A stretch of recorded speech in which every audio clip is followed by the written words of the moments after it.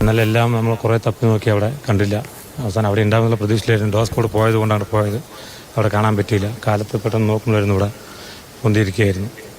ഇവിടെ അങ്ങനെ ഇങ്ങോട്ട് വരേണ്ട ഒരു ഇത് കുറവാണ് എന്തടക്കമുള്ള കാര്യങ്ങൾ. ആ കുട്ടിയെ പാർക്കിൽ കളിക്കാൻ പോകുന്ന വഴിയാണിത്. അപ്പോൾ ചിലപ്പോൾ അതിലൂടെ വന്നതായിരിക്കാം എന്നുള്ളതാണ് നിഗമനം.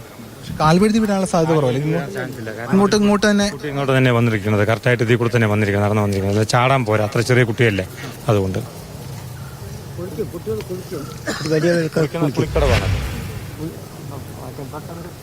ഇന്നലെ ഇത്രയും വ്യാപകമായിട്ടുള്ള പരിശോധന നടത്തി ആ 2 കുളം കേന്ദ്രീകരിച്ചു കുളത്തിലേക്കാണ് ഡോസ് കോഡ് പോയത്. അപ്പോൾ അതുകൊണ്ടാണ് അവിടെ കംപ്ലീറ്റ് രാത്രി വരെ തപ്പിയത്.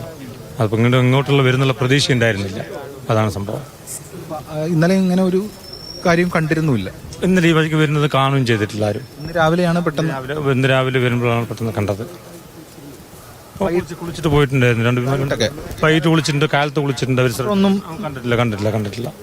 ഇത് പെട്ടെന്നൊരു 1.5 മണിക്കൂർ മുമ്പ് കണ്ടതാണ്. ഒരു 100 മീറ്റർ, ഒരു 10-15-20 അടി അപ്പുറത്തായിട്ടാണ് കണ്ടിരിക്കുന്നത്.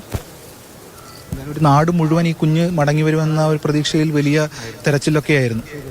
സത്യം, അതായിരുന്നു പ്രതീക്ഷ. ഒന്നും സംഭവിക്കില്ല എന്ന് വിചാരിച്ചു. എല്ലാം വിഫലമായി.